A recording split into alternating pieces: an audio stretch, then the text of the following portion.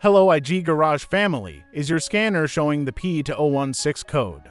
This code means there's a problem with the intake manifold runner position sensor circuit on bank 2, preventing the ECU from correctly monitoring runner flap movement and airflow control. P2016 stands for Intake Manifold Runner Position Sensor, Switch Circuit, Bank 2. In simple terms, the ECU is not receiving a proper signal from the intake runner position sensor on the second cylinder bank. Without accurate sensor feedback, the ECU cannot properly control the intake airflow system. Common symptoms include check engine light on, rough idle, reduced engine power, poor fuel economy, and inconsistent engine response during acceleration. The vehicle may feel less smooth due to incorrect airflow adjustments. Now the most important part: component and sensor locations. The intake manifold runner position sensor for bank 2 is mounted on the intake manifold actuator assembly near the bank to cylinder head.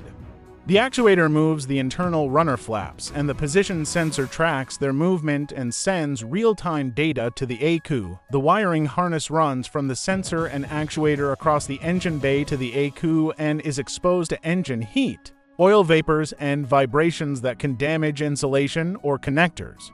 For quick diagnosis, begin by scanning live data using an OBD2 scanner and checking runner position sensor readings and actuator feedback. Then inspect the wiring harness, connectors, and sensor pins for corrosion, looseness, or damage.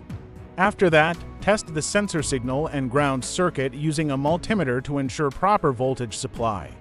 If the sensor is faulty or giving no signal, replacement is required. Also inspect the intake manifold for carbon buildup that may restrict flap movement. Finally, clear the code and perform a proper road test to verify normal intake runner system operation. Remember, the most common causes of P2016 are a faulty runner position sensor, wiring damage, or carbon buildup affecting the intake runner system on bank 2. Fixing this issue on time will restore accurate airflow monitoring, improve engine performance, and maintain smooth drivability.